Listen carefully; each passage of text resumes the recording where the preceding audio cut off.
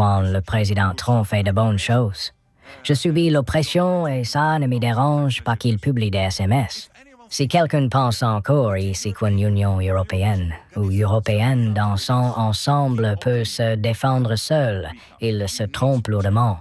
Continuez des rêves. Vous ne pouvez pas vous réveiller. Nous avons besoin les uns des autres pour que les États-Unis restent en sécurité. Et d'ailleurs, la région arctique en est la preuve. Ils ont besoin d'un Arctique sûr. Ils ont besoin de sécuriser votre Atlantique. À vous aussi, vous devez sécuriser l'Europe. Donc, les États-Unis ont autant d'intérêt à l'OTAN que le Canada et les alliés européens de l'OTAN. Mais pour l'Europe, si vous voulez vraiment y aller seul, et vous ne le faites pas, vous aviez prévu cela. Oubliez ça. Vous n'y arriverez jamais. C'était 5%. Ce sera 10%. Vous devez développer votre propre capacité nucléaire, ce qui coûte des milliards et des milliards d'euros. Vous perdrez. Alors, dans ce scénario, vous perdriez le garant ultime de notre liberté, qui est le parapluie nucléaire américain. Alors, bonne chance. Je crois que Je sais que je vous agace encore une fois, mais je le pense vraiment car, comme je l'ai dit à Davos, les 2% attentes, par tous les pays de l'OTAN fin 2025, n'auraient jamais été possibles sans lui. Croyez-vous vraiment que l'Espagne, l'Italie, la Belgique et le Canada auraient décidé de passer de 5% à 2%, et que l'Italie aurait dépensé 10 milliards de plus pour sa défense en ce début d'année sans le président Trump? C'est impossible. Je pense qu'il est essentiel pour l'OTAN. Il est totalement engagé envers elle concernant le pilier européen.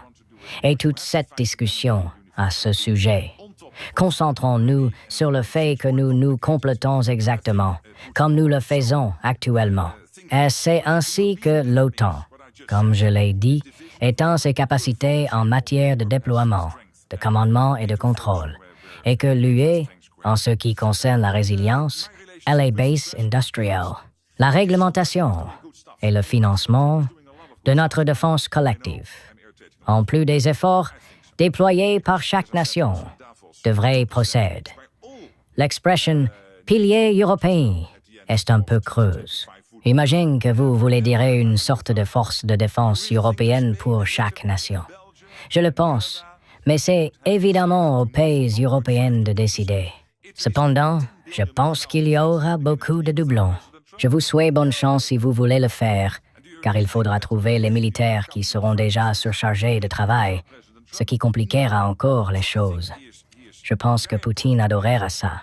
Alors, réfléchissez-y à 2 fois. Mais si le pilier européen signifie ce que je viens de dire, cette division du travail où l'Europe se concentre sur ses points forts et l'OTAN sur les siens, alors très bien. Quant à ma relation avec le président, écoutez, si quelqu'un fait du bon travail, et le président Trump en fait beaucoup, je crois, je sais que je vais encore en agacer plus d'un, mais j'en suis convaincu. Comme je l'ai dit à Davos, les 2% attentes par tous les pays de l'OTAN fin 2025 n'auraient jamais été possibles sans Trump. Croyez-vous vraiment que l'Espagne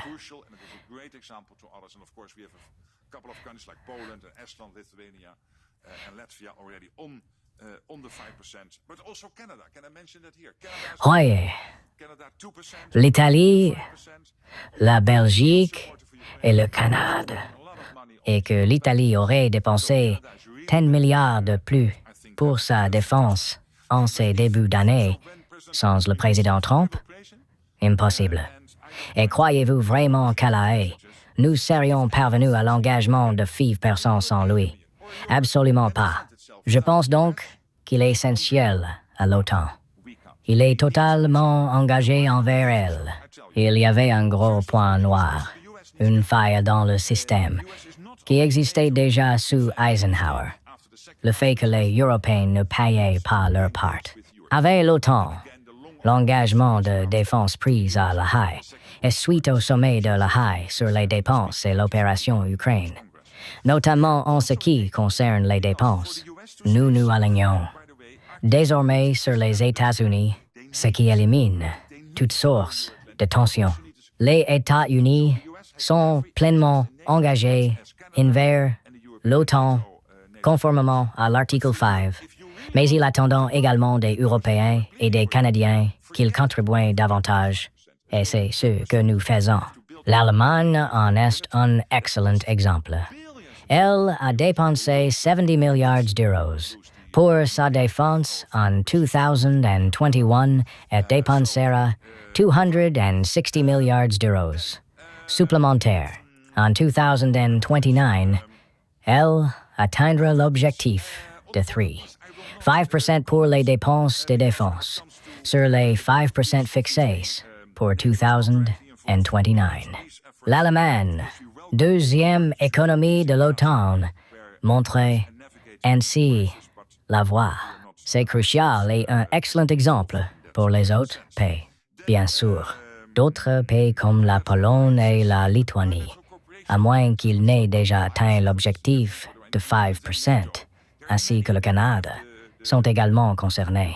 Puis-je mentionner qu'ici le Canada soutient l'Ukraine à hauteur de 2%, s'engageant à atteindre les 5% et dépense également beaucoup d'argent pour ces programmes. Le Canada est donc bel et bien de retour, et je trouve ça fantastique. Mais si c'est le cas, alors que le président Trump fait de bonnes choses, je suis sous le choc, et ça ne me dérange pas qu'il publie des SMS. Et si quelqu'un pense encore une fois que l'Union européenne ou l'Europe dansant ensemble peut se défendre seule, il se trompe lourdement. Continuez de rêver. Vous ne pouvez pas. Nous ne pouvons pas. Nous avons besoin les uns des autres. Et pourquoi avons-nous besoin les uns des autres? Je vous le dis, tout d'abord, parce que les États-Unis ont aussi besoin de l'OTAN. Les États-Unis ne sont pas seulement membres de l'OTAN pour éviter de répéter l'erreur commise après la Première Guerre mondiale, de ne pas se réengager avec l'Europe.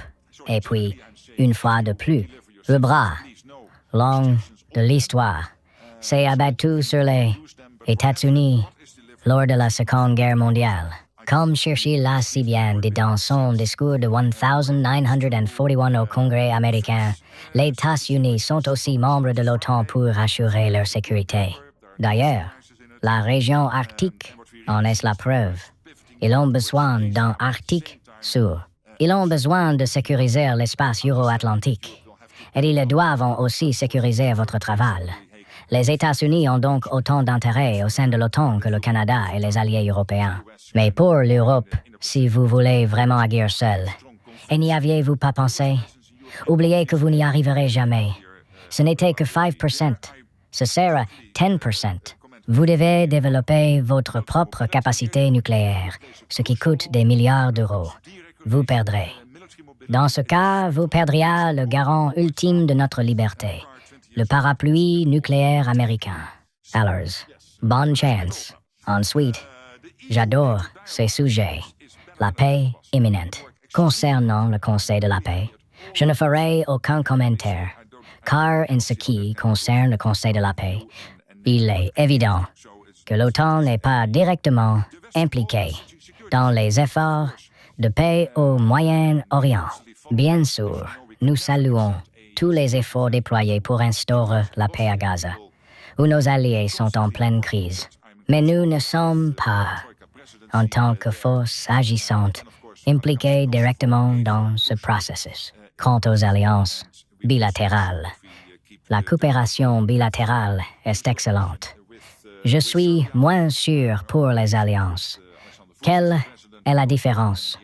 Mais au sein de l'OTAN, il y en a beaucoup. Il y a le format de Weimar, le 3, le 5, la 7. C'est formidable d'être neuf, bien sûr. Il existe de nombreuses formes de coopération entre pays. ce qui ne fait que renforcer l'OTAN. J'y suis tout à fait favorable. Concernant l'Iran, nous ne nous impliquons que dans la mesure où l'Iran, la Corée du Nord, la Russie et la Chine collaborent. Mais encore une fois, concernant la situation actuelle de l'Iran, je suis évidemment extrêmement inquiet. Nous le sommes tous. Ce n'est pas au rôle de l'OTAN d'intervenir, car elle se concentre sur l'euro et sur les menaces russes. Je pense l'avoir déjà mentionné. C'est pourquoi nous devons augmenter considérablement nos dépenses. Et j'ai également évoqué. Ce point concerne les nouvelles questions. Je ne crois pas à ce pilier européen, sauf dans le cadre de la division du travail.